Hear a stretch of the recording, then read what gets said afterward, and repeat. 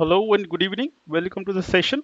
कौन कौन मेरे साथ जुड़ चुका है काइंडली मैसेज कर दीजिए और चेक कर लीजिए हम ऑडिबल और नॉट, है ना। टेक्निकल कोई इशू नहीं होना चाहिए, अदरवाइज फिर क्लास में प्रॉब्लम आ जाती है ना। कोई समझ ना आए तो इसलिए पहले चेक कर लीजिएगा। जो जो मुझे सुन पा रहे हैं कि विजिबिलिटी है, ऑडिबल हूँ मैं या नहीं हूँ, वो चेक कर लें काइंडली। चलिए उससे पहले आगे बढ़े तो कल हमने क्या पढ़ा था या अभी तक हम क्या पढ़ चुके हैं। हमने जो लास्ट लेक्चर था उसमें दिल्ली सल्तनत के बारे में बात की थी, है ना। कि पहला एडवेंट ऑफ इस्लाम, जिसमें हमने बात की मोहम्मद बिन कासम इंडिया में कब आया, उसने का जो इन्वेजन था, जो अटैक था, उसने सिंध को कैप्चर किया था। उसके बाद it was Mahmud of Ghazni, और उसके बाद मोहम्मद बिन गौरी। राइट, दो बातें की कि दो इन्वेडर्स आए थे, जिसमें जो सेकंड था वो एक एम्पायर को एस्टेब्लिश करने के लिए आया था और उसने अपनी एम्पायर यहाँ पे एस्टेब्लिश की थी। ये हमने पढ़ा था कल, बिल्कुल पढ़ा था। राइट, और उसके बाद जो दिल्ली सल्तनत है फिर वो डिस्कस किया, उसमें जो 5 डायनेस्टीज थी हमने वो डिस्कस की।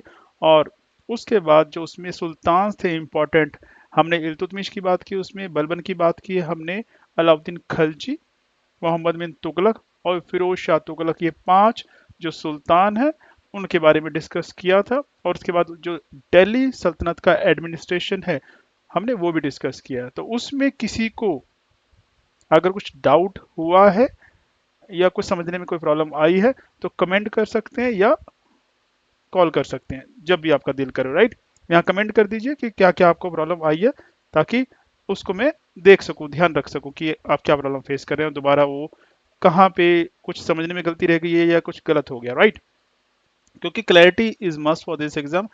क्लैरिटी होना बहुत ज़रूरी है। अगर क्लैरिटी हमें नहीं है तो फिर कोई मतलब नहीं रह जाता तैयारी करने का। क्लैरिटी के बिना तो हम कुछ नहीं कर सकते। अगर समझ आएगा तभी आगे प्रोसीड कर पाएंगे। राइट, तो आज क्या पढ़ने वाले हैं अब उसके आगे की बात करेंगे।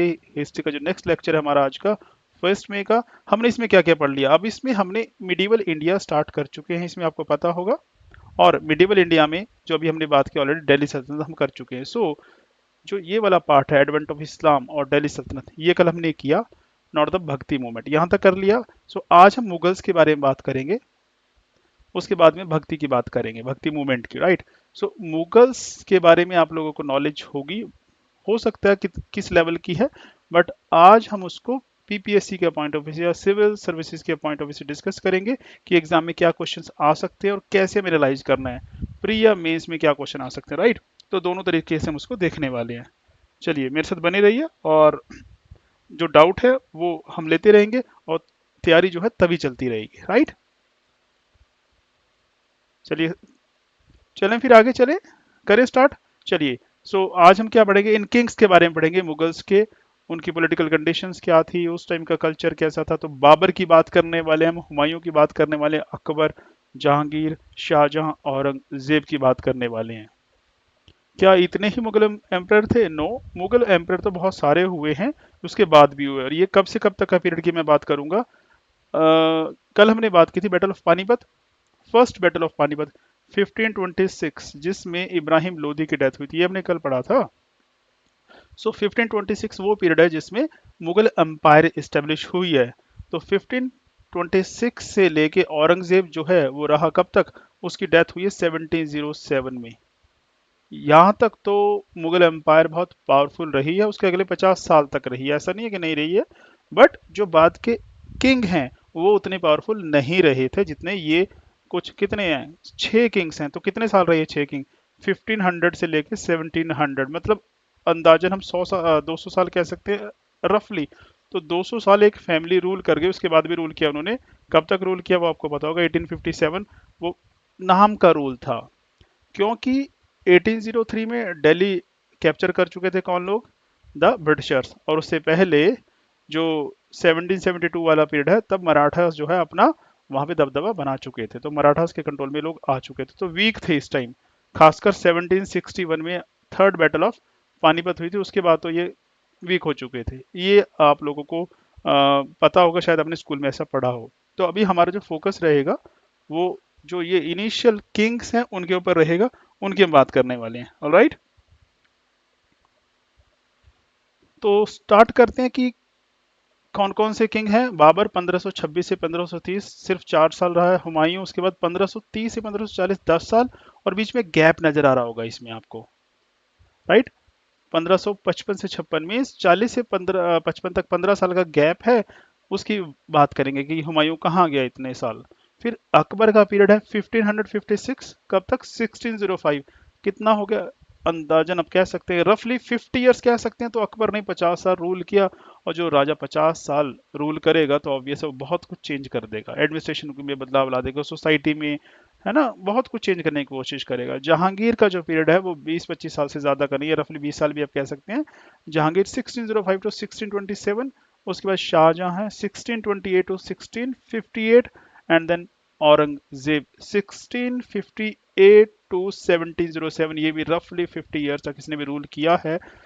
और वैसे मैं आपको बताता हूँ जो सबसे इंपॉर्टेंट यहाँ के किंग हैं, तो पहला तो अकबर है, जिसकी वजह से मुगल एम्पायर इतना पावरफुल हुआ।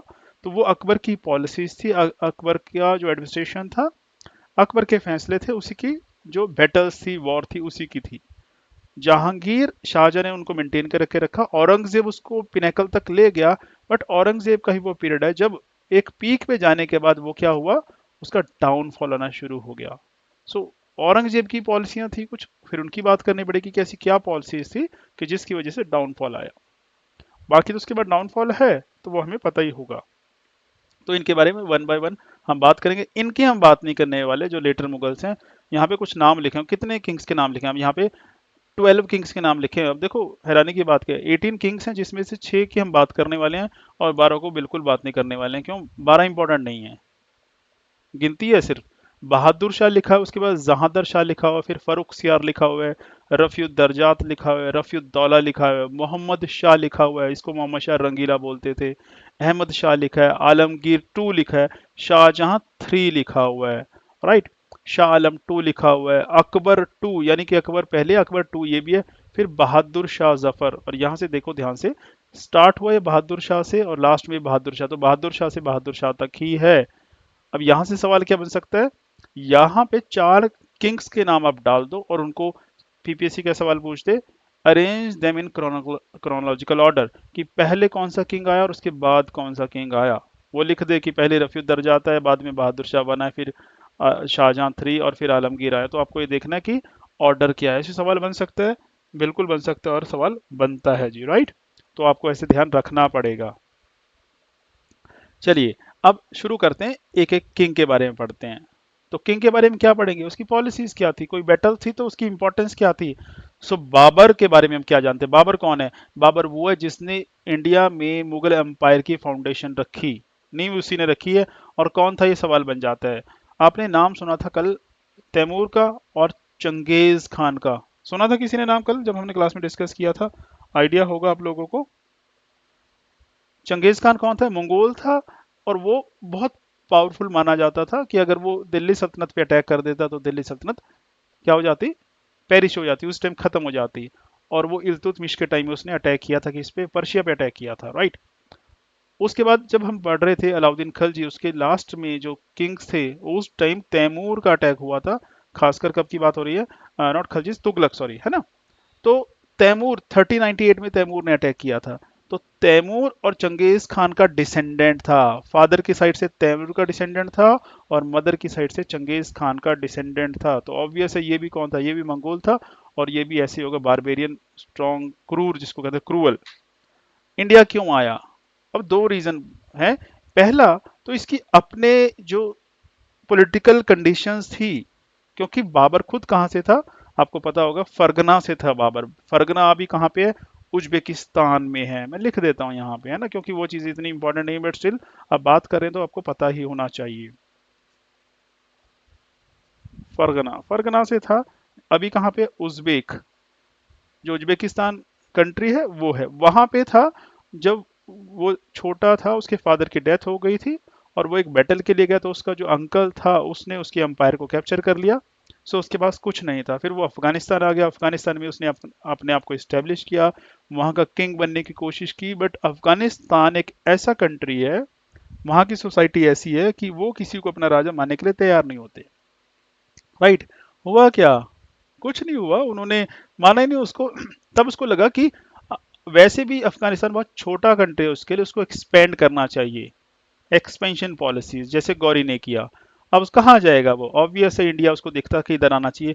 और ऊपर से इंडिया की जो कंडीशंस थी वो हमने पढ़ी थी कि इंडिया में कौन है, लोधी डायनेस्टी थी, Ibrahim Lodhi was the last Sultan of Delhi, और इब्राहिम लोदी की जो पॉलिसी थी उससे उसके अपने नोबल्स जो खुद उसके रिलेटिव थे, उसके रिश्तेदार थे, वो खुश नहीं थे, उसको हटाना चाहते थे। तो कैसे हटाएंगे, खुद हटाएंगे तो अच्छा नहीं लगेगा ना रिश्तेदार को मारते हुए, तो इसलिए उसको मारेंगे तो इसलिए उन्होंने क्या किया, उन्होंने बाबर को इनवाइट किया कि आइए इंडिया पे अटैक कीजिए, दिल्ली पे अटैक कीजिए।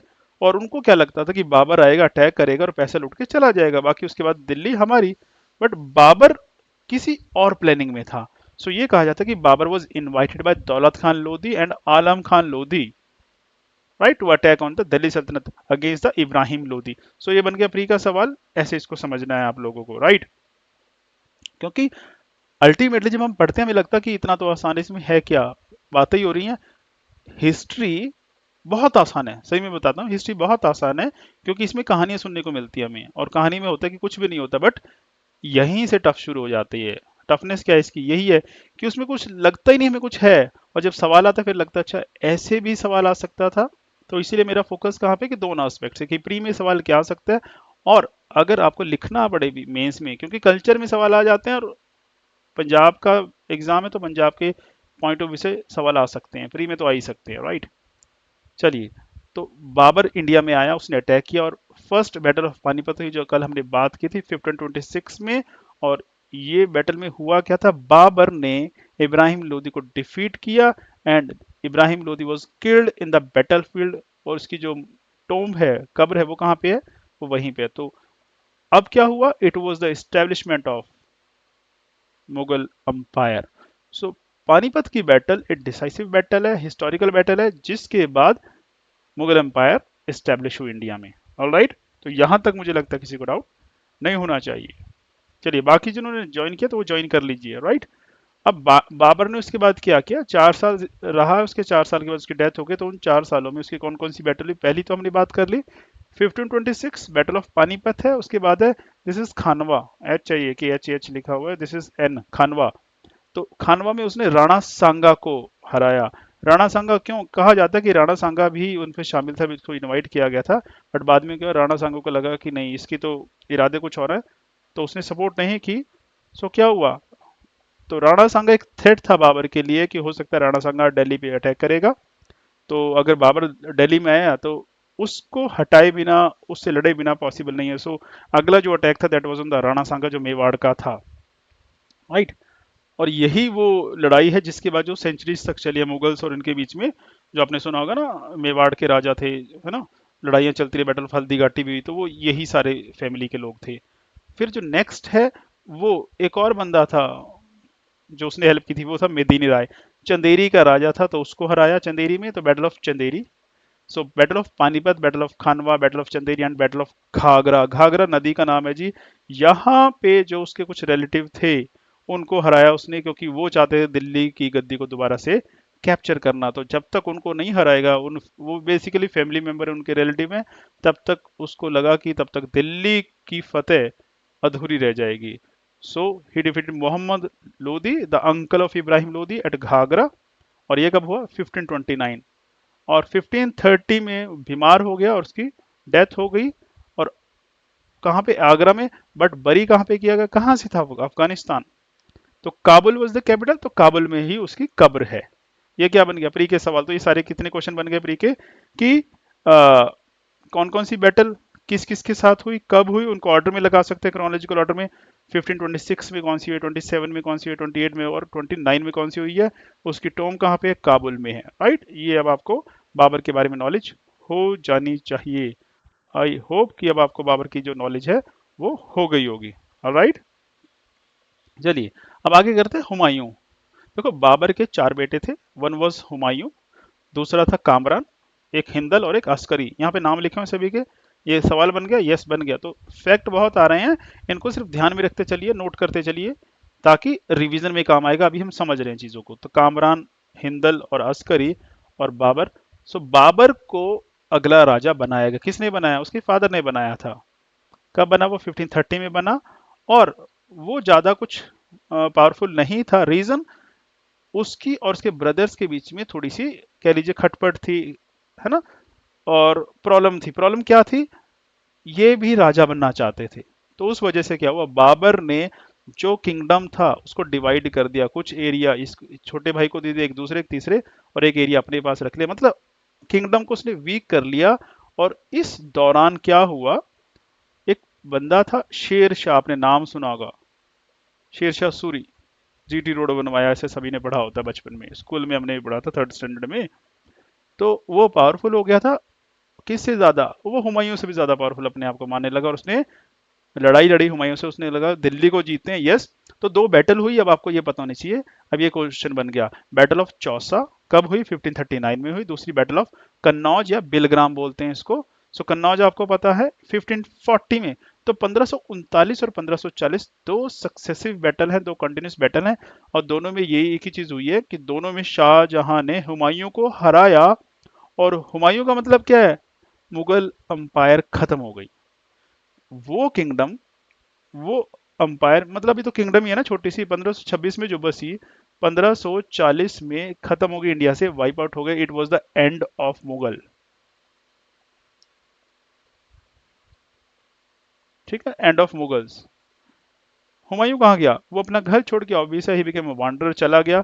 कुछ टाइम वो सिंध में एक राजपूत के पास रहा, उसका दोस्त था वो। और वहीं पे अकबर का बर्थ हुआ था 1542 में। उस जगह का नाम है जी अमरकोट।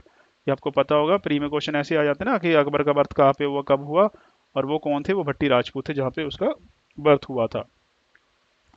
उसके बाद हुमायूं चला गया ईरान। वो आपने सुना होगा ना, ख्वारिज्म शाह, शाह तमश्क था वहां का राजा।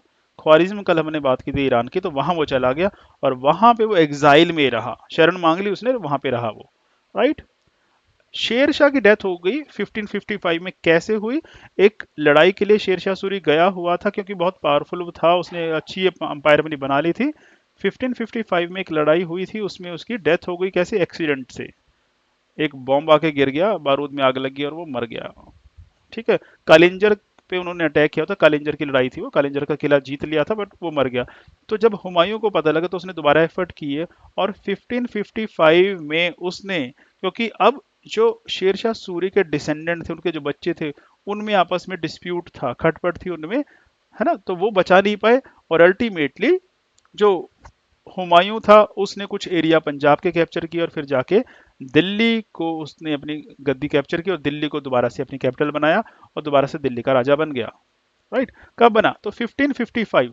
इसका मतलब जो 1540 से लेके 1555, 1540 टू 1555 कितना टाइम हो गया, इट इज अराउंड 15 ईयर्स। और वो कहाँ पे है, out of the country, means exile में रहा है। तो 15 साल तक यहाँ पे देर वॉज नो मुगल, और 1555 में वो वापस आ गया, तो दोबारा से मुगल अंपायर स्टेब्लिश हो गई है। राइट। बट वो ज्यादा देर तक अब जिंदा नहीं रह पाया, उसको एंजॉय नहीं कर पाया। क्यों, क्योंकि 1556 में क्या हुआ, एक एक्सीडेंट होगा। वो लाइब्रेरी में बैठा हुआ पढ़ रहा था, शेर मंडल लाइब्रेरी है दीनपना में। तो वहां से वो प्लेनेट देखने के लिए बाहर निकला था। शाम को क्या होता है, प्लेनेट दिखते ना, आपको पता होगा, वीनस दिखता होता है। तो वीनस देखने के बाहर निकला, उसका पैर फिसल गया एक्सीडेंट से, और वो गिर के मर गया। राइट। तो दिल्ली में ही उसकी कब्र है। हुमायूं की टॉम किस किस ने देखी है, कमेंट कर दीजिएगा, कहाँ पे है हुमायूं की टॉम। ऑब्वियस अब तो दिल्ली में, अब आपको पता है। और कहते हैं it is a precursor of Taj Mahal, कुछ कुछ देखने में ताजमहल जैसी लगती है, बट रेड सैंडस्टोन की बनी हुई, इसकी जो डोम है वो मार्बल की है। ये मैं क्यों बता रहा हूँ, क्योंकि सवाल आते हैं ना पेपर में। राइट। और जो हुमायूं की बायोग्राफी है वो उसकी सिस्टर ने लिखी है, उस बुक का नाम है हुमायूं नामा। सो हुमायूं नामा एक बुक है, जो उसकी सिस्टर, जिसका नाम था गुलबदन, उसने लिखी थी। बाबर ने भी एक बुक लिखी थी, उसने भी अपनी बायोग्राफी, उसने तो ऑटोबायोग्राफी लिखी, और उसका नाम था तुजुक ए बाबरी, तुजुक ए बाबरी। राइट। तो तुजुक ए बाबरी, उसकी डेथ हो गई, तो ऑब्वियस है अब नेक्स्ट जो राजा है वो कौन बनेगा, उसका बेटा बनेगा अकबर जो है। उसके बाद जो है नेक्स्ट किंग बना। सो अकबर को, जैसे मैंने पहले बताया, अकबर का बर्थ कब हुआ और कहाँ हुआ, अमरकोट में अकबर का बर्थ हुआ था 1542 में। और वो बचपन में फिर कहाँ पे रहा है, वो राजपूत के घर पे रहा है, तो इसका मतलब उसकी जो अपब्रिंगिंग है थोड़ी सी अलग हुई है। वो मुस्लिम्स फैमिली में नहीं रहा, फिर उसका जो टीचर था, उसका जो ट्यूटर था, वो सुन्नी नहीं था, वो शिया था, वो लिबरल था बहुत ज्यादा। तो ये चीजें जिसने उसकी आइडियोलॉजी को, उसके थॉट्स को बिल्कुल चेंज कर दिया था। अब अकबर को जब पता लगा कि हुमायूं की डेथ हो गई, तो उस टाइम अकबर कहाँ पे था? गुरदासपुर में एक जगह कलानौर। और जो लोग पंजाब से उनको पता होगा, जो खासकर गुरदासपुर से है कोई तो बता दे, है ना। और कलानौर किसी ने देखा है बाकियों ने, तो वो भी बता दे कि यस हमने तो देखा हुआ है। तो वहां पे उसको राजा डिक्लेयर किया गया, और उसका जो राज तिलक है, राज अभिषेक, कोरोनेशन जिसको कहते हैं, कोरोनेशन हुआ। और उस टाइम अकबर की एज क्या है? सिर्फ 13 years. So at the age of 13 Akbar became the king of India.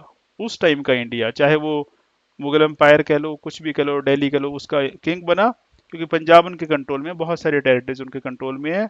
और अब अकबर को सारा कुछ संभालना है। और कहाँ पे इसका जो कोरोनेशन हुआ? That was at the Kalanaur. Akbar क्योंकि छोटा है, बच्चा है, तो कौन संभाल रहा था? जो प्राइम मिनिस्टर था उस टाइम उसका, ही वॉज बैरम खान, और जो दूसरा उसकी मदर थी महामंगा, फॉस्टर मदर थी। तो ये दोनों जो है बेसिकली ये संभाल रहे थे। तो अकबर अगले कुछ सालों तक, करीब 4 साल तक, अकबर उनके अंडर ही रहा।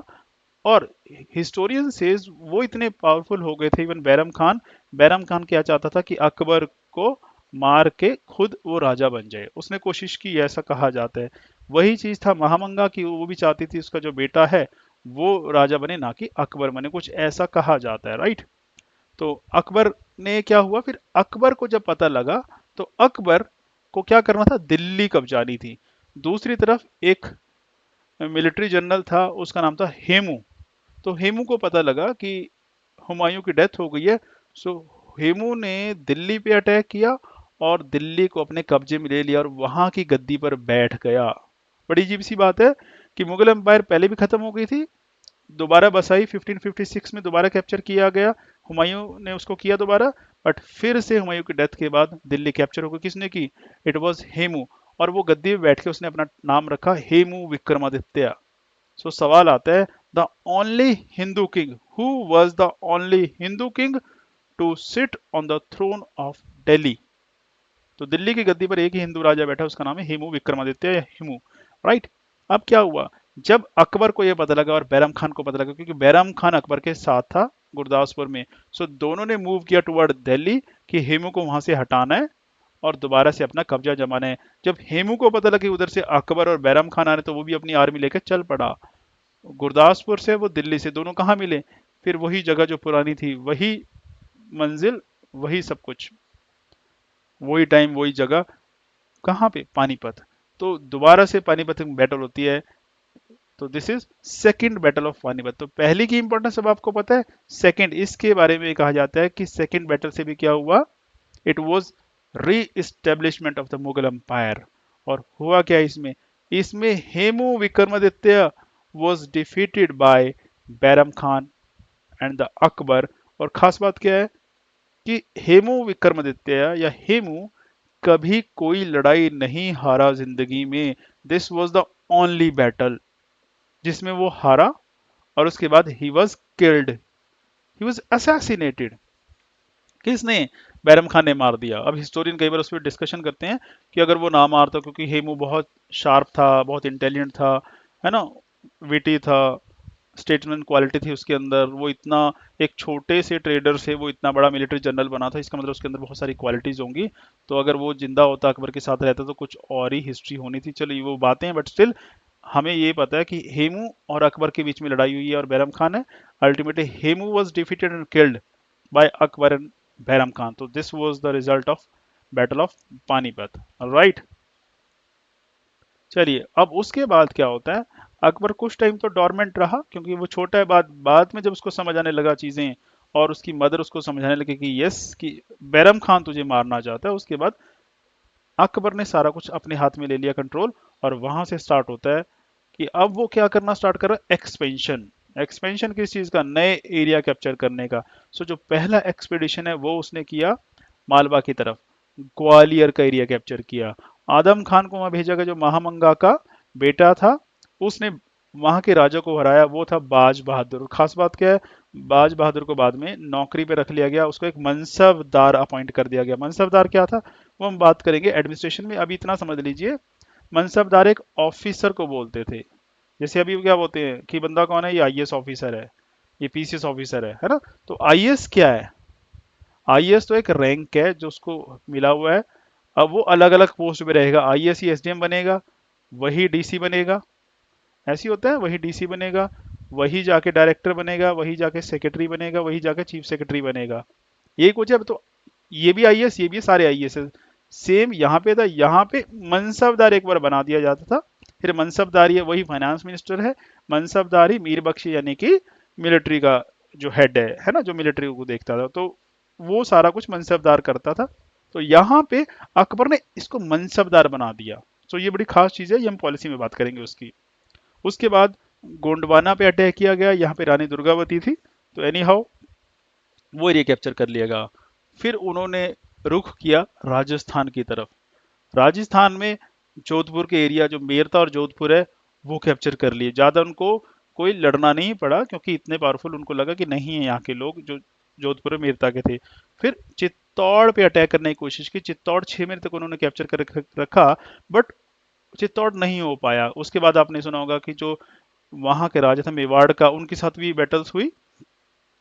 ठीक है, तो चित्तौड़ धीरे धीरे जा करके उन्होंने कैप्चर किया। फिर मेवाड़ का जो था, मेवाड़ में एक बैटल होती है, बैटल ऑफ हल्दी घाटी, जो कि 1576 में होती है। अब इसमें क्या आपको पता होना चाहिए कि जो मेवाड़ है ये पुराना इशू है इनके साथ, किसका, राणा सांगा वाला, उसी की फैमिली है। अब यहाँ पे इस टाइम राजा कौन है, राणा प्रताप, महाराणा प्रताप से मैंने सुना होगा, तो ही वॉज द किंग। और अकबर नहीं आया लड़ने यहाँ पे, अकबर ने एक राजपूत को ही भेजा राजपूत से लड़ने के लिए, ये इसकी इंपॉर्टेंस है। सो battle of Haldi Ghati, Mughal army under the command of मान सिंह किससे लड़ रही है, राणा प्रताप से। राणा प्रताप हरा दिया गया, बट वो कहीं और जाके फिर अपने आप को एस्टेब्लिश कर लिया करते थे, वो ज्यादा प्रॉब्लम में नहीं रहते थे कि कोई बात नहीं हार गए तो क्या हुआ, फिर से अपनी गद्दी हम इस्टेब्लिश कर देंगे, फिर से अपने आप को सेटअप कर लेंगे, है ना, राजा राजा ही रहेगा। चलिए फिर उन्होंने क्या किया, फिर रणथंभौर का जो एरिया है राजस्थान में, कहाँ पे है, यूपी के बॉर्डर के साथ लगता है ये एरिया, फिर कालिंजर का एरिया, फिर वो कैप्चर किया। उसके बाद बीकानेर और जैसलमेर। तो धीरे धीरे करते करते करते मतलब 1570 तक, तो 10 साल लगे टोटल, राइट। तो 10 सालों में क्या हो रहा है, 10 सालों में मतलब 1560 से अकबर ने शुरू की ना, तो राजस्थान सारा उनके कंट्रोल में आ चुका है बाय हुक और क्रुक। हुक और क्रुक का मतलब ये दो तरीके थे उनके, या तो मैट्रिमोनियल अलायंस कि अकबर शादियां कर लेता था और उससे क्या हो गया कि रिश्तेदारी हो गई, तो उसके बाद वो एरिया उनके कंट्रोल में आ गए थे धीरे धीरे। या फिर लड़ाई के साथ कि लड़ना है तो लड़ लो मुगल्स के साथ और लड़के वो हरा देंगे, तो जो नहीं मानेगा तो उस पर अटैक होगा। तो यही उन्होंने किया, तो राजस्थान वॉज कैप्चर्ड। अब उसके बाद क्या हो रहा है, उसके बाद अब आगे बढ़ा जा रहा है। राजस्थान के बाद क्या था, गुजरात। तो इधर गुजरात, फिर ईस्ट की तरफ ध्यान दिया जा रहा है, बिहार और बंगाल। और खास बात ये है, बिहार और बंगाल भी अकबर के लिए राजपूत से लड़ने गए थे, राइट। अब गुजरात की बात करें तो गुजरात पे उसने अटैक किया, वहां का राजा था मुजफ्फर शाह, राइट। तो उसको हराया गया और गुजरात की विक्ट्री के को याद करने के लिए, है ना, कोमेमोरेट करने के लिए एक गेट बनाया गया, ग्रैंड गेट जिसको कहते हैं बुलंद दरवाजा। और वो कहाँ पे है, आगरा में उसने शहर बसाया था अकबर ने, फतेहपुर सीकरी। फतेह मीन्स विक्ट्री, तो वो सीकरी नाम किस पे रख दिया, फतेहपुर, राइट। तो फतेहपुर सीकरी का जो दरवाजा है उसको कहते हैं बुलंद दरवाजा, बहुत हाइट पे है, उस पे खड़े होके आपको पूरा शहर दिखता है, इतनी हाइट पे वो बनाया हुआ है। क्योंकि उनके जो सारे वहां के महल बने हुए, किला बना हुआ है, वो सारा उस हाइट पे, बेसिकली वो पहाड़ के ऊपर बना हुआ है, राइट। तो गुजरात उनके कंट्रोल में आ गया। उसके बाद बिहार बंगाल की तरफ गए, तो उन्होंने पहले पटना कैप्चर किया, पटना में फिर अपनी एडमिनिस्ट्रेशन को एस्टेब्लिश किया, खाने खाना जो था वहां पे उसको छोड़ दिया गया। उसके बाद बंगाल में इन्वेजन किया गया, वहां पे जो राजा था Daud Khan, he was defeated and executed. तो अल्टीमेटली यहाँ पे जो अफगान थे वहां के राजा, तो अफगान भी खत्म कर दिए गए और ईस्ट तक का एरिया भी इनके कंट्रोल में आ गया, राइट। अब ऐसे कह सकते हैं पूरा नॉर्थ इंडिया अकबर के कंट्रोल में था क्योंकि अकबर किंग है। बट जब ऐसा होता है तो प्रॉब्लम आनी शुरू हो जाती हैं। प्रॉब्लम क्या आई कि कुछ एडमिनिस्ट्रेशन में पॉलिसीज उन्होंने इंट्रोड्यूस की थी, तो वो थी दाग सिस्टम। दाग वही जो अलाउद्दीन खिलजी ने चलाया था, ब्रांडिंग करना। अब उस वजह से बगावत शुरू हो गई, रिवोल्ट शुरू हो गए। अब जब रिवोल्ट होते हैं तो क्या होगा? अब वो लोग चाहते थे कि अकबर ठीक नहीं, उसकी पॉलिसीज ठीक नहीं है, और साथ में ही अकबर ने कुछ और शुरू किया हुआ था। लोगों को लगता था नए रिलीजन की तरफ जा रहा है, इसकी पॉलिसीज तो बहुत सेक्युलर है, जो कि गलत है, इस्लाम के अगेंस्ट है। तो उन्होंने जो अकबर का ही एक फैमिली मेंबर है, राइट, मिर्जा हाकिम, वो कहाँ पे था? काबुल में। तो डिक्लेयर कर दिया कि हम उसको राजा बनाएंगे, अकबर को मार देंगे। बट ऐसा नहीं हुआ। एनी हाउ अकबर के जो जनरल्स थे, उसके जो सबॉर्डिनेट थे, बहुत शार्प, समझदार और इंटेलिजेंट कह लीजिए, है ना। आपने सुना होगा नौरत्न थे उसके, राजा बीरबल जैसे लोग थे, अबुल फजल जैसे लोग थे, फिर जो राजपूत थे, टोडरमल हो गया, है ना, मान सिंह हो गया, तो ये सब उसके लिए हमेशा तैयार थे कुछ भी करने के लिए। सो राजा टोडरमल, जबकि वो रेवेन्यू मिनिस्टर था, वो तो फाइनेंस संभालता था, है ना। एक बंदा जो फाइनेंस संभालता वो लड़ने जा रहा है, यस ऐसा था। क्योंकि मुगल्स कौन थे? ये मिलिट्री स्टेट थी। हर एक बंदे को मिलिट्री ड्यूटी परफॉर्म करनी पड़ती थी, चाहे वो एक काजी हो, चाहे वो हिस्टोरियन हो, चाहे वो रेवेन्यू अफसर हो, चाहे वो जज जज हो, कुछ भी हो, राइट। तो अल्टीमेटली टोडरमल गया और शेख फरीद बख्शी, इन्होंने क्या किया? जो रिवोल्ट था उसको क्रश किया और सारा एरिया अपने कंट्रोल में लिया और पीस मेंटेन किया। तो ये ऐसा नहीं है कि अकबर के खिलाफ बगावत नहीं हुई, अकबर के खिलाफ बड़ी साजिश हुई। और खास बात यह, यहाँ पे जो वो मौलवीज थे, मुल्ला थे, उस तरह के लोग थे, फैनेटिक्स थे, वो सब अकबर के अगेंस्ट थे, राइट। अब नॉर्थ कैप्चर हो चुका है, कुछ एरिया उन्होंने कश्मीर के कैप्चर किए। अब किधर जा रहे हैं? अब उनको लगा कि अब डेक्कन की तरफ चलना चाहिए। तो अब उन्होंने पॉलिसी अडॉप्ट की, policy of aggression toward Deccan.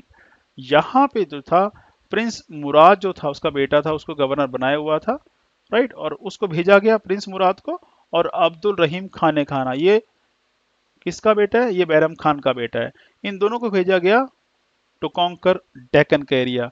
इन्होंने पहले अहमदनगर पे अटैक किया, वहाँ की जो क्वीन थी, चांद बीबी थी, राइट, उसको हरा दिया गया।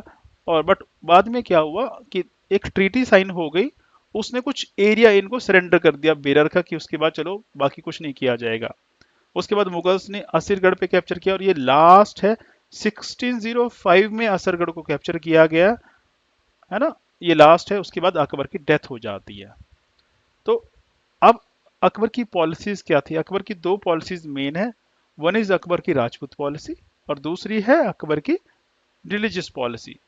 राजपूत पॉलिसी की बात करें, राजपूत पॉलिसी हिस्टोरियन कहते हैं सिंपल सा कारण था उसका लाने का, कि उसने राजपूत को अपने पास रखा, नौकरियां दी, काम पे रखा। एक्चुअली हिस्टोरियन कहते हैं ये उसकी जरूरत थी। अकबर बहुत समझदार था, लिबरल था, ऐसा वो कहते हैं, ऐसा नहीं था। In his personal affair, personally तो अकबर बड़ा ऑर्थोडॉक्स था, पर जब उसको पता है कि एडमिनिस्ट्रेशन चलाना है, तो एडमिनिस्ट्रेशन चलाने के लिए ऑर्थोडॉक्स होने से कुछ नहीं बनेगा, वो लिबरल था। और जो उसको लगता सही है एडमिनिस्ट्रेशन के लिए, उसने वो किया। तो राजपूत क्यों? क्योंकि उसने देखा था राजपूत स्टार्टिंग से ही, जब से दिल्ली सल्तनत बसी थी, उसने सुना था कि राजपूत हमेशा ट्रबल क्रिएट करेंगे। चाहे वो बलबन था, उसको भी ट्रबल क्रिएट की थी, चाहे वो इल्तुतमिश था, है ना, चाहे वो अलाउद्दीन खिलजी था, सभी के लिए राजपूत ने ट्रबल क्रिएट किए। तो राजपूत को कंट्रोल करना जरूरी है। दूसरा, राजपूत के अंदर ईगो बहुत होती है। वो कौन है? अणखिले पंजाबी में कहते हैं इनको। तो क्या करना चाहिए? उनको उन्हीं की तरह से हमें कंट्रोल करना पड़ेगा, राइट। तो यही किया गया।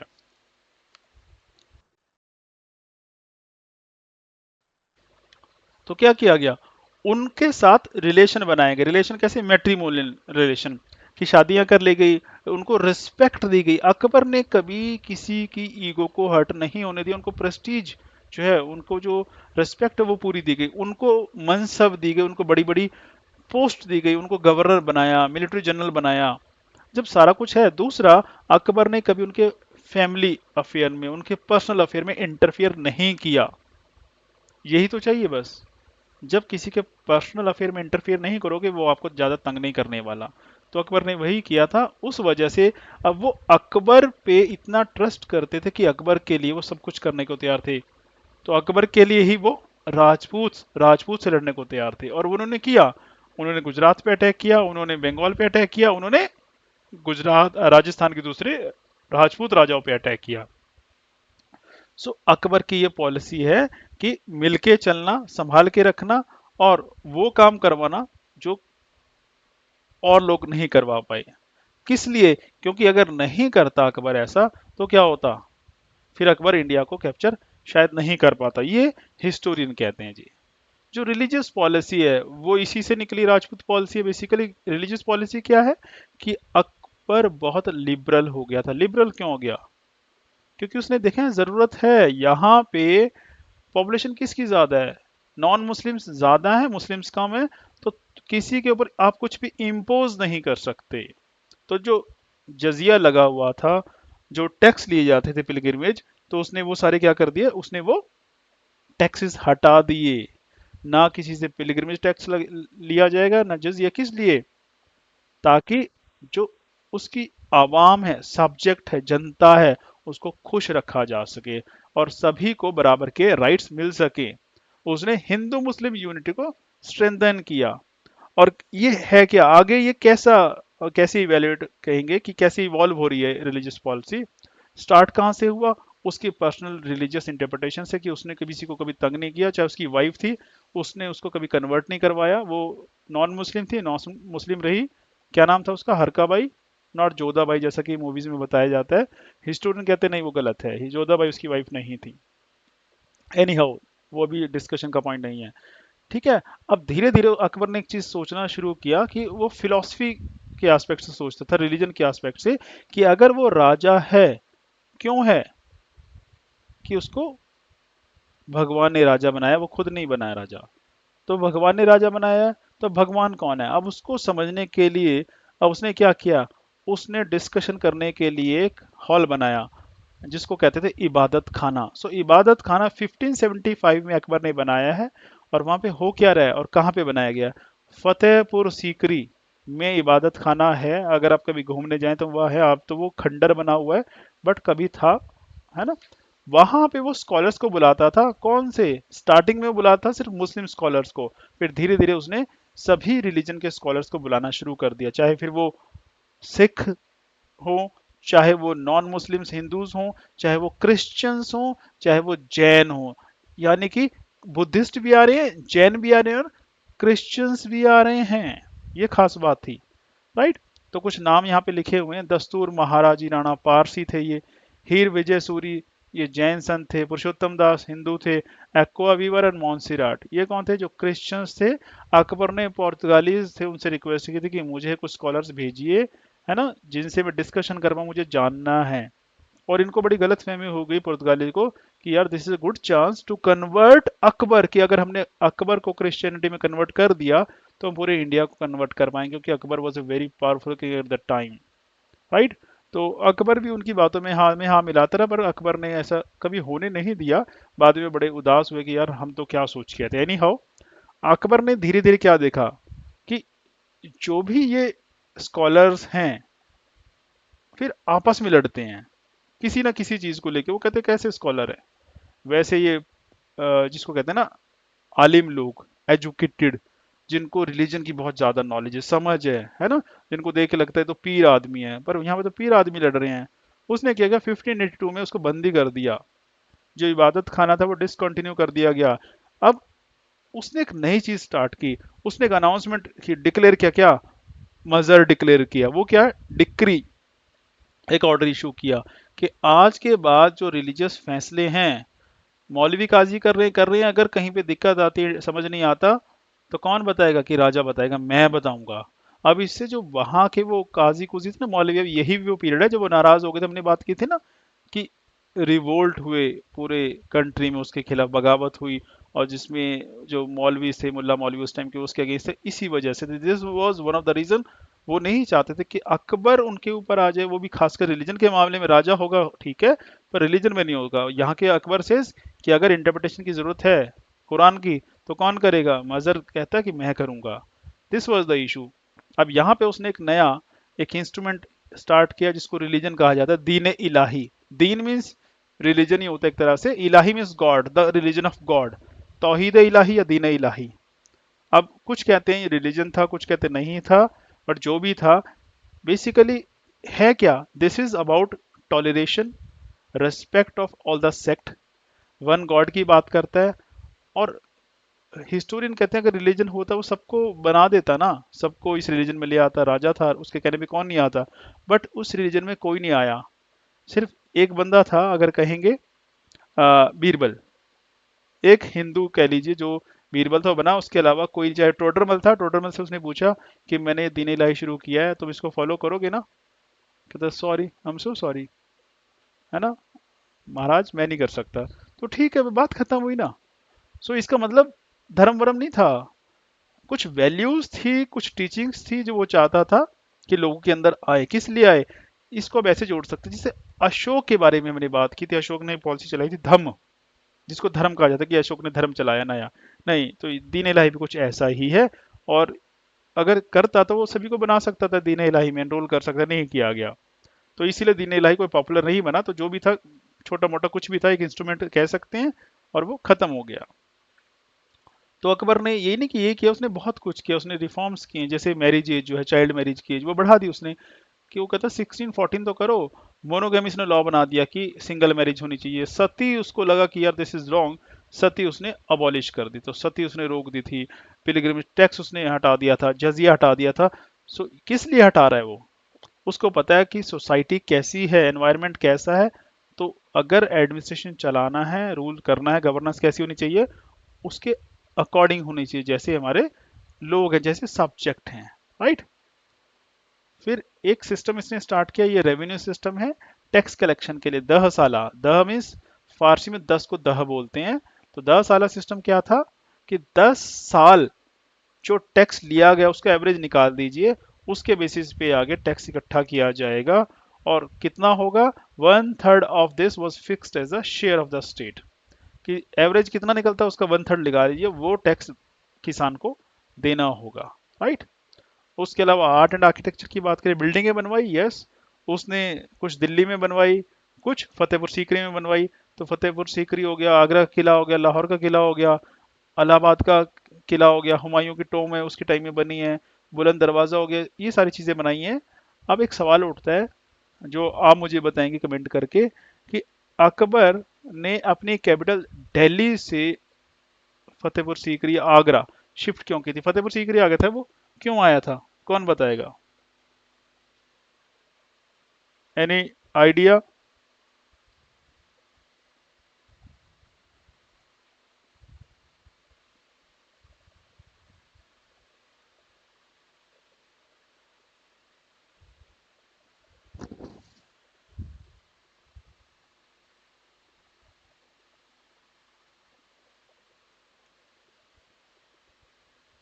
चलिए मैं बता देता हूँ। बेसिकली आपको पता होगा कि जो अकबर है वो मोइनुद्दीन चिश्ती की दरगाह पे जाता था, हर साल जाता था। फिर वो सलीम चिश्ती की दरगाह पे उधर सलीम चिश्ती के पास जाने लगा, सलीम चिश्ती को बड़ा मानता था वो। अब उसने एक चीज़ देखा, जब बार बार जाता है तो ऑफिस जो है डिस्टर्ब हो जाता है, ऑफिस का काम रुक जाता है ना, तो उसने क्या किया, उसने बाद में अपना ऑफिस ही शिफ्ट कर लिया, किधर, उसने अपना ऑफिस ही फतेहपुर सीकरी की तरफ शिफ्ट कर लिया। सो ऐसा कुछ हुआ है, this was the only reason कि वो कहाँ चला गया, वो फतेहपुर सीकरी शिफ्ट हो गया। ऑलराइट।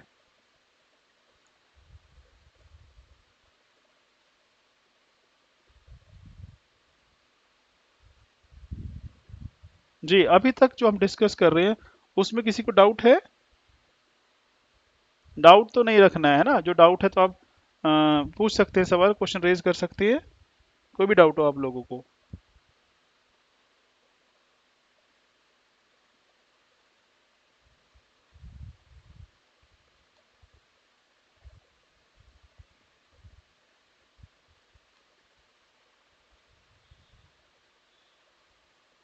चलिए आगे चलते हैं फिर। ये कुछ फैक्ट जो आपको पता होना चाहिए, कि तुलसीदास जिसने रामचरितमानस लिखी है, अकबर के टाइम ही रहा है वो। और अकबर ने जो ऑफिशियल लैंग्वेज है इंडिया की, पर्शियन, वो अकबर ने दी थी। और इसकी जब डेथ हुई तो उसकी जो टोम है कहाँ पे है, आगरा में रहता था वो, है ना, फतेहपुर सीकरी वाले एरिया में। तो वहीं पे एक जगह सिकंदरा, तो वहां पे उसकी कब्र है जी। तो अगर आपको विजिट करना कभी तो वहां पे जाइएगा। सवाल आते तो अब आपको पता होगा कि बाबर की कहाँ पे, अब आपको पता है बाबर की काबुल में है, हुमायूं कहाँ पे है, दिल्ली में, और इसकी कहाँ पे है, आगरा में है। इसके दरबार में नौरतन थे, तो नाम देख लेते हैं। अबुल फजल था, ये कौन है, हिस्टोरियन था जिसने बुक्स लिखी, अकबरनामा, आईन अकबरी। फैजी थे, है ना, पोएट थे फैजी। तानसेन, आपको पता है तानसेन कौन था, जो म्यूजिशियन था कह लीजिए। फिर राजा बीरबल, महेश दास इनका नाम था। और आपको पता है राजा बीरबल के बारे में, हुआ राजा बीरबल अपनी जो है हाजिर जवाबी के लिए वो जाने जाते थे। टोडरमल आप जानते हैं, राइट। तो टोडरमल कौन थे, टोडरमल पता है सभी को। टोडरमल रेवेन्यू अफसर है, जिसने जो रेवेन्यू सिस्टम है वो बनाया था उनका। फिर राजा मान सिंह आपको पता है, उसके जनरल थे ट्रस्टेड। और फकीर अजीजुद्दीन उसके एडवाइजर थे, वो एक सूफी भी थे। तो ये उसके कोर्ट में जो नौरतन है वो थे। उसके अलावा मिर्जा अजीज कोका और अब्दुल रहीम खाने खाना, राइट। अब्दुल रहीम खाने खाना कौन है, पोएट था और बैरम खान का वो बेटा था, और यही बंदा जिसने बाबरनामा को पर्शियन में ट्रांसलेट किया था, राइट। चलिए, उसके बाद अगला जो राजा है वो कौन आ रहा है, वो आ रहा है जहांगीर, राइट। जहांगीर ये वही है जिसको आप सलीम के नाम से जानते हैं कि नहीं जानते हैं, सुना है उसका नाम। चलिए, हम इसी के बारे में बात करने वाले हैं। देखो, सलीम था उसका नाम, जब वो राजा बना तो उसने अपना नाम रख दिया जहांगीर। तो जहांगीर के बारे में कहा जाता है कि बहुत न्याय प्रिय है, जिसको कहते हैं ना कि लोगों को न्याय देने वाला राजा था, जस्टिस देने वाला। तो उसने क्या किया, एक चेन लगा थी जिसको कहते हैं चेन ऑफ जस्टिस या जंजीर अदल, है ना। अब वो कहाँ लगाई थी, आगरा के किले में, कि जिसको भी न्याय नहीं मिल रहा, न्याय चाहिए, वो ये आके चेन खींचो, घंटी बजेगी तो पता लग जाएगा कि राजा को कि कोई है जो उससे मिलना चाहता है, जिसको जरूरत है, न्याय चाहिए, राइट। और फिर एक इवेंट हम पढ़ते हैं कि 1611 में ही मैरिड मेहरुन्निसा। मेहरुन्निसा वही है जिसको आप नूरजहां के नाम से जानते हैं। शादी के बाद जो नूरजहां थी, हिस्टोरियन कहते हैं उसने काफी इन्फ्लुएंस जो है वो डालना शुरू कर दिया इस सारे एडमिनिस्ट्रेशन पे। अब जो कंट्री था या एडमिनिस्ट्रेशन था उसमें बहुत कुछ वो चल रहा था। शी बिकेम बादशाह बेगम।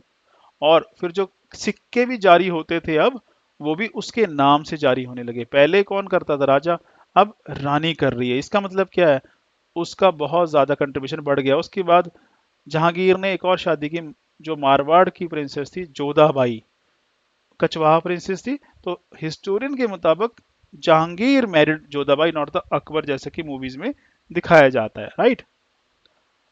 और कुछ इवेंट्स हैं जो इसके टाइम के, जो आपको पता होने चाहिए। जो ब्रिटिशर्स है वो आना स्टार्ट हुए थे, तो ब्रिटिशर्स ने जो सबसे पहले अपना कह लीजिए एम्बेसी भेजी है ना, रिप्रेजेंटेटिव भेजा ईस्ट इंडिया कंपनी ने, वो कैप्टन विलियम हॉकिंस था, जो 1608 में जहांगीर के कोर्ट में गया था, राइट। और उसको क्या दिया, जो बाकी को मिलता था एज ए रेस्पेक्ट, मनसबदार बना दिया गया, उसको 400 की मनसब दे दी गई। 1615 में सर थॉमस रो एम्बेसडर थे, वो किंग जेम्स ने भेजा था। पहले किसने भेजा, पहले ईस्ट इंडिया कंपनी ने। अब कौन भेज रहा है, अब भेज रहा है राजा वहां का जेम्स वन, राइट। किसको, थॉमस रो। तो दो नाम याद रहे, थॉमस रो और विलियम हॉकिंस। चलिए, यही है कि शुरू में तो परमिशन नहीं मिली उनको ट्रेड करने की, पर धीरे धीरे जहांगीर ने उनको परमिशन दे दी, तो ऐसे ब्रिटिशर्स यहाँ पे सेटल हो पाए। तो उससे पहले ब्रिटिशर्स का नामो निशान नहीं है। और पहली फैक्ट्री कहाँ पे लगी फिर उनकी, सूरत में, आपको पता होगा।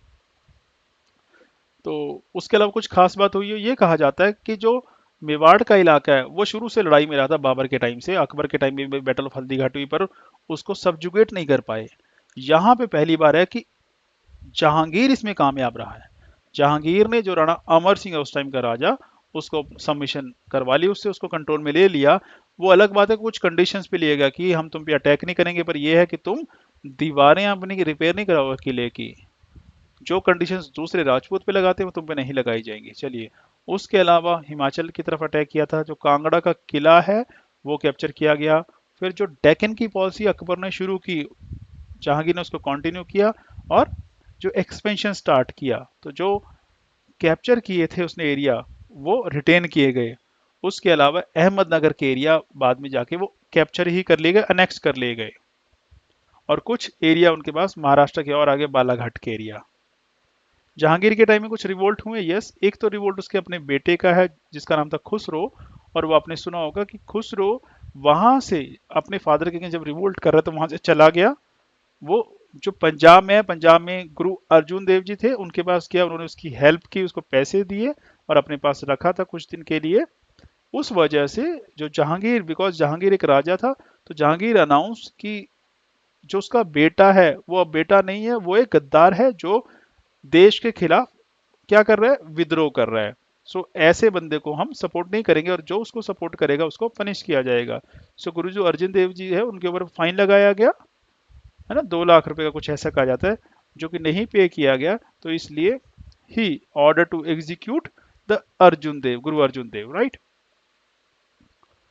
उसके बाद जो दूसरा है वो शाहजहां ने किया। शाहजहां का असली नाम खुर्रम था जी। सो उसने भी किया है।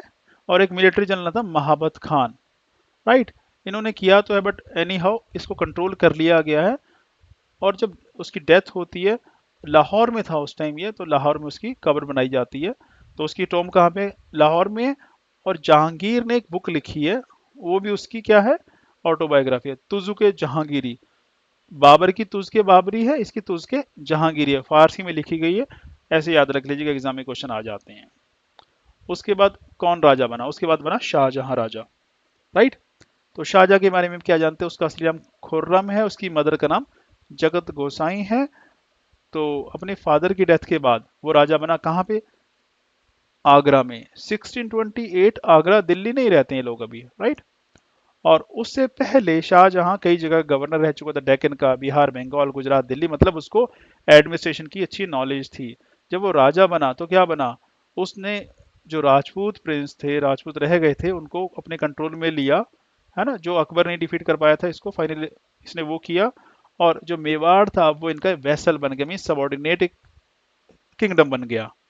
उसके बाद उसके एरिया में कुछ रिवोल्ट स्टार्ट हो गए। तो पहला था बुंदेलखंड का रिवोल्ट, जहां पे जुझार सिंह कर रहा है, चंपत राय कर रहे हैं। ये कौन है, ये बुंदेलाज हैं जी।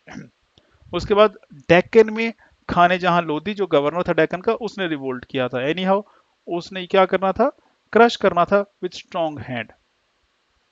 उसके बाद जो उसका अपना ब्रदर है शहरयार, उसके साथ उसकी अनबन थी, तो उसने उसको भी एग्जीक्यूट करवा दिएगा, ये कहा जाता है ना। और उसके बाद अपने आप को उसने पावरफुल बनाया और मुगल एम्पायर को एक्सपेंड करने के लिए कुछ टेरिटरीज को कैप्चर किया। कौन सी, साउथ की। क्या क्या कैप्चर किया उसने, अहमदनगर कैप्चर किया, निजाम शाह, वहां की जो डायनेस्टी थी, ये डायनेस्टी का नाम है निजाम शाह, अहमदनगर की, तो वो अपने कंट्रोल में लिया 1633 में। उसके बाद बीजापुर और गोलकोंडा पे अटैक किया, पर कैप्चर नहीं किया गया, सिर्फ उन्होंने उसकी स्वाधीनता मीन सबॉर्डिनेशन एक्सेप्ट की। और उसका मतलब क्या होता है कि वो हर साल कुछ पैसा टैक्स के रूप में किसको देंगे, वो राजा को देंगे, राजा मीन्स मुगल्स को देंगे। ऑलराइट, चलिए। उसके बाद नॉर्थ वेस्ट इंडिया थोड़ा सा वीक हो चुका था, वहां पे अब दूसरे जो बाहर के किंग्स थे वो अटैक करते थे, तो वहां पे उसने आर्मी आर्मी भेजी बल्ख के एरिया में, ताकि नॉर्थ वेस्ट को सिक्योर किया जा सके। और हुआ क्या था, जो कंधार है अब उनके कंट्रोल से छीन लिया गया था, तो उसने उसको जाके रिकवर करवाया। कंधार मीन्स जो आज का कंधार है अफगानिस्तान वाला, है ना, कि इसको कैप्चर कर लिया गया था, पर बाद में 1647 में वो दोबारा से हाथ से चला गया। चलिए, उसके अलावा ज्यादा किस लिए जानते हैं, जैसे अकबर को क्यों जानते हैं हम, अकबर की उसकी पॉलिसी के लिए जानते हैं। अकबर को हम जानते हैं उसकी जो एडमिनिस्ट्रेशन उसने चलाया, लिबरल पॉलिसी अडॉप्ट किया, और उसकी बैटल्स जो है उसने एक्सपेंशन किया, कि उसने इतना बड़ा एम्पायर बनाया। जहांगीर का ऐसा कुछ कंट्रीब्यूशन हम नहीं देखते हैं, जहांगीर के बारे में ऐसा कुछ नहीं है कहने के लिए। शाहजहां के बारे में अगर कुछ कहना तो वो ये है, हाँ, जहांगीर का सिर्फ एक है, उसको पेंटिंग का बड़ा शौक था, और उसके टाइम में पेंटिंग्स जो हैं वो बहुत कह लीजिए प्रमोट हुई। डेवलपमेंट सबसे ज़्यादा अगर हुई तो पेंटिंग्स की हुई। शाहजहां के टाइम में art and culture he promote हुआ है, और इसको आर्किटेक्चर का शौक था। आर्किटेक्चर का मतलब है नई नई बिल्डिंग से बनवाना। तभी देखो ना, जो अकबर की बनाई हुई बिल्डिंग थी पुरानी, किले उसने तुड़वा के नए बनवाए। और आपने सुना होगा ताजमहल कहाँ बनवाया, इसी के टाइम में तो बना है, क्योंकि इसको शौक है वो चीज़ करने का। तो आर्ट कल्चर आर्किटेक्चर इसके टाइम में पीक पे था। कौन सा, खासकर आर्किटेक्चर। तो लाल किला हो गया, जाम मस्जिद बनी, ताजमहल बना, तो ये कुछ स्पेशल है। जैसे मस्जिद तो पहले भी बनी है, बाद में बनी है, पर जो जामा मस्जिद है, ग्रैंड मॉस्क है, उसके जैसी तो पहले ना बनी है ना बाद में बनी है। उसके अलावा इसने एक खास चीज और करवाई, अपने बैठने के लिए एक गद्दी बनवाई, तख्त ताउस बोलते हैं उसको, पीकॉक थ्रोन इंग्लिश में बोलते हैं। और इस पीकॉक थ्रोन के बारे में खास बात क्या है वो मैं आपको बता दूं। ये 1000 किलोग्राम प्योर गोल्ड का बना हुआ था और इसकी हाइट थी 15 फीट, पहली बात। दूसरा, इसको डेकोरेट करने के लिए इसके ऊपर क्या लगा हुआ था, सिर्फ precious stone means diamonds, रूबीज, emerald, उनसे सजाया हुआ था। सबसे ऊपर क्या लगा हुआ था, इसके टॉप पे, क्राउन पे लगा था कोहिनूर हीरा। राइट, यही वो है गद्दी जिसके ऊपर कोहिनूर था, जिसको अफगान से ले गए यहाँ से, और यहाँ से इंडिया से कोहिनूर बाहर चला गया था। वहां से वो रंजीत सिंह जो थे, महाराजा रंजीत सिंह, उनके पास आके उनको गिफ्ट में दे दिया गया।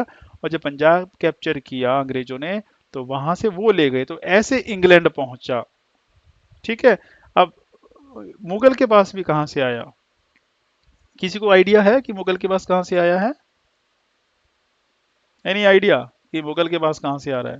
देखो, मुगल के पास कहाँ से आया, मुगल के पास दिल्ली सल्तनत से आया। दिल्ली सल्तनत में कहाँ से आया?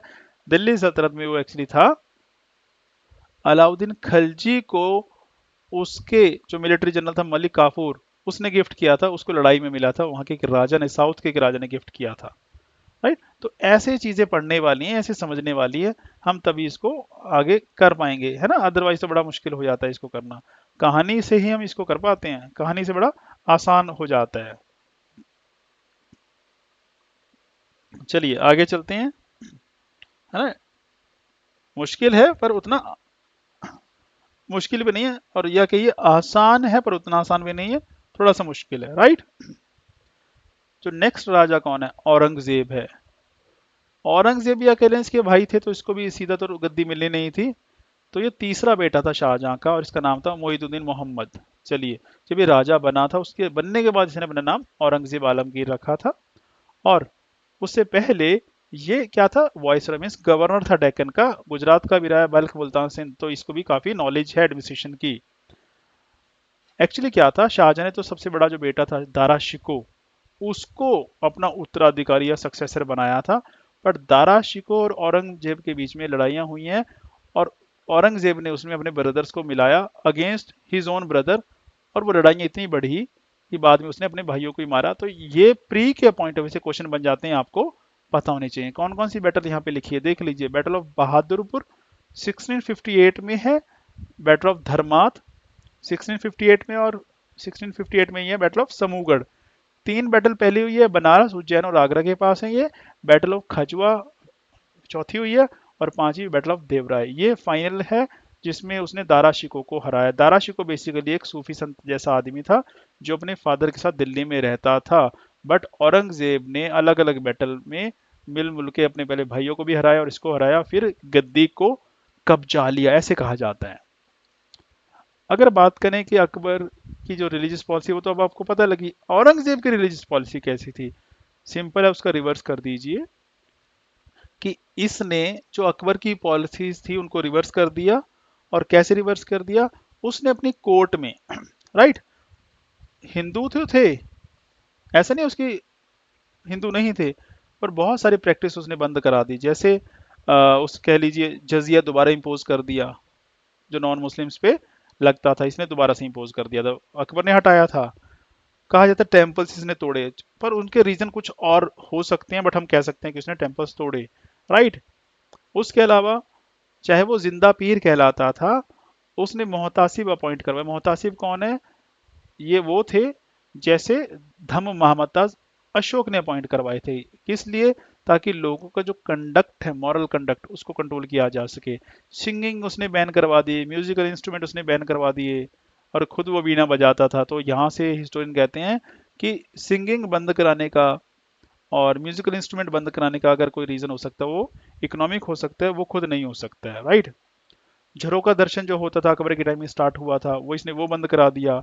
अल्कोहल बंद करा दी इसने, गैमलिंग बंद करा दी, म्यूजिक बंद करा दिया।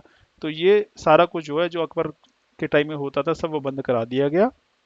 और शुरू के टाइम तक 1658 जब वो राजा बना है, 1681 उसने नॉर्थ इंडिया पे फोकस किया। उसके बाद मराठा से लड़ने के लिए, बेसिकली वो गया था अपने बेटे को पकड़ने के लिए। बेटा तो वहां से निकल गया, उसका नाम था अकबर, उसके बेटे का नाम अकबर था, याद रखिएगा। अब उसके जाने के बाद वहां पे क्या हुआ, वहां पे मराठास थे, उनसे जो पुरानी वॉर थी वो स्टार्ट हो गई। 1681 से लेके उसकी डेथ 1707, मीन्स अगले वो 26-27 साल वो वापस घर में नहीं आया, वो डेक्कन में ही रहा और वहीं पे उसकी डेथ हो गई है। यही वो पीरियड था कि जब शिवाजी राइज हुआ था और उसकी लड़ाई या टसल जो मुगल से चलती रही है। पर एक खास बात है ये है कि औरंगजेब अगर ऐसा था, ऑर्थोडॉक्स था, अगेंस्ट नॉन मुस्लिम था, तो हिस्टोरियन ये चीज कहते हैं कि जो ऑफिसर्स थे ना, हिंदू ऑफिसर या हिंदू मनसबदार, सबसे ज्यादा औरंगजेब के टाइम में थे। अकबर के टाइम में भी उतने हिंदू मनसबदार नहीं थे। तो इसका मतलब रिलीजियस इंटॉलरेंस का पर्पस कुछ और हो सकता है, उसकी पॉलिसी का रीजन कुछ और हो सकता है, but he was not intolerant.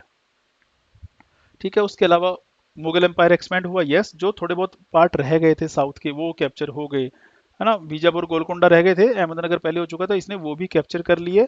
इसके टाइम में फ्रेंच आए थे, उनको सूरत में फैक्ट्री लगाने की परमिशन मिली थी, जैसे जहांगीर ने किसको दी थी, इंग्लिश को दी थी, राइट। तो ये वो एरिया है जो आप कह सकते हैं मुगल का कब से कब तक का है। जो पिंक नजर आ रहा है वो है अकबर के टाइम का, और जो उसके बाद ब्लू है ये है उसके बाद जो हुआ 1707, मीन्स औरंगजेब के टाइम तक, राइट। इसने जो वॉर लड़ी है, दो वॉर हैं, एक बीजापुर को अनेक्स करने के लिए और एक गोलकोंडा को अनेक्स करने के लिए। एक 1686, दूसरी 1687। तो एक है सिकंदर आदिल शाह और दूसरी अबुल हसन कुतुब शाह के टाइम में हुई है, दोनों से हुई है, राइट। चलिए, अब ये है कि औरंगजेब के टाइम में मुगल एम्पायर जो है वो पीक पे, टॉप पे पहुंच चुकी है। बट यही वो टाइम है जब वो डाउनफॉल उसमें स्टार्ट हुआ है। क्यों? कई रीजन है। पहला तो ये है कि बहुत सारे रिवोल्ट स्टार्ट हो गए। रिवोल्ट कब स्टार्ट होते हैं? जब लोग खुश नहीं होंगे। तो कौन कौन से रिवोल्ट हो गए, ये सवाल बन गया आपका फ्री का। जाट का रिवोल्ट हुआ 1669 में, गोकुल राजाराम चूड़ामन ये उसके लीडर थे। क्यों हुआ? एग्रीकल्चर पॉलिसी की वजह से हुआ। जो किसान थे वो नाखुश थे। बुंदेलास का है, छत्रसल ने शुरू किया। कौन से रीजन थे? दो थे, रिलीजियस भी थे, पॉलिटिकल ज्यादा थे यहाँ पे। सतनामी, सतनामी कौन थे? एक रिलीजियस सेक्ट था, एक छोटी सी लड़ाई हुई थी सिपाहियों के साथ, जो कि जाके किस में कन्वर्ट हो गया, एक रिवोल्ट में कन्वर्ट हो गया। सिख का रिवोल्ट स्टार्ट हुआ गुरु गोविंद सिंह और गुरु तेग बहादुर के टाइम पे, ये रिलीजियस एंगल से था। राठौर थे मेवाड़ मारवाड़ के, उन्होंने किया क्यों? क्योंकि उनकी पर्सनल अफेयर में उनका गद्दी का झगड़ा था, सक्सेशन का भी अगला राजा कौन बनेगा, उसमें इसने दखल अंदाजी की थी औरंगजेब ने। फिर मराठा के साथ स्ट्रगल था मुगल का, तो उसमें वो तो पुराना चल रहा था शिवाजी के टाइम से, तो ये सारे उसके अगेंस्ट थे। तो इसमें टिक पाना it was very difficult, right. ऐसे नहीं होगा। और इन्हीं के बीच में औरंगजेब की डेथ हो जाती है 1707 में। बट जब उसकी डेथ होती है at that time he was 88 years of age, और वो डेक्कन में कैंपेन में था, घर नहीं गया वो कभी उसके बाद। और उसकी डेथ के बाद उसका जो बेटा है, उसका नाम था मुअज्जम, वो नया राजा बना, जिसको हम कहते हैं लेटर मुगल्स। मुगल तो यहाँ पे हम खत्म कर देंगे, और उसने अपना टाइटल रखा बहादुर शाह वन, राइट। तो ये मुगल्स के बारे में हमने पढ़ना था। अब यहाँ पे एक चीज देख लेते हैं कि मुगल्स डिक्लाइन क्यों हुए, इतनी बड़ी अंपायर डिक्लाइन होगी, क्यों पढ़ने की जरूरत है? क्योंकि आपको एडमिनिस्ट्रेटर बनना, तो आपको पता होना चाहिए कोई इतनी बड़ी अंपायर बनती है तो कैसे, और डिक्लाइन होती है तो कैसे, ये आपको पता होना चाहिए, राइट। तो पहला तो है वॉर ऑफ सक्सेशन, कि लॉ ऑफ सक्सेशन कोई सही नहीं था मुगल्स के अंदर, ये नहीं पता अगला राजा कौन बनेगा, इसलिए क्या होता कि लड़ाइयाँ होती रहती थी गद्दी के लिए। जैसे औरंगजेब ने की अपने भाइयों के साथ, शाहजहां ने भी की थी। औरंगजेब की अपनी पॉलिसीज की वजह से, उसकी रिलीजियस पॉलिसीज, राजपूत पॉलिसी कहते हैं, वो भी एक कारण बनी। फिर औरंगजेब के बाद जो राजा आए, सक्सेसर थे, वो वीक थे, वो संभाल नहीं पाए। चौथा कि खजाने खाली हो चुके थे, पैसे के बिना कुछ नहीं हो सकता, फाइनेंशियल क्राइसिस थे। फिर जागीरदार ये क्राइसिस अलग आ गया था, क्योंकि जागीरदार बहुत हो चुके थे, उनको जागीर नहीं मिलती थी, मीन्स उनको ज़मीनें अलॉट नहीं हुई, तो वो रिवोल्ट कर रहे थे। फिर नादिर शाह का अटैक हुआ औरंगजेब के बाद, अहमद शाह का अटैक हुआ, जिन्होंने बता दिया कि ये लोग वाकई वीक हैं। उस उसके अलावा अंपायर बहुत बड़ी थी, और जो रीजनल पावर हैं, छोटे छोटे राजा थे, अब वो इमर्ज हो गए, वो चैलेंज करते थे। सो ये कुछ कारण थे जिस वजह से मुगल एम्पायर डिक्लाइन हुई, राइट। तो आज के लिए इतना ही। तो अगर आपको इसमें कहीं डाउट है तो आप कमेंट कर सकते हैं। फिर मिलेंगे कल। हम क्या बात करेंगे नेक्स्ट सेशन में, हम बात करेंगे इसका एडमिनिस्ट्रेशन जो रह गया है, और कोशिश करेंगे दूसरे जो टॉपिक है जैसे भक्ति मूवमेंट है वो डिस्कस करने की कोशिश करेंगे। तब तक thank you so much, bye bye, stay curious, stay consistent, पढ़ते रहिए, राइट, और बने रहिए। Thank you so much, bye bye.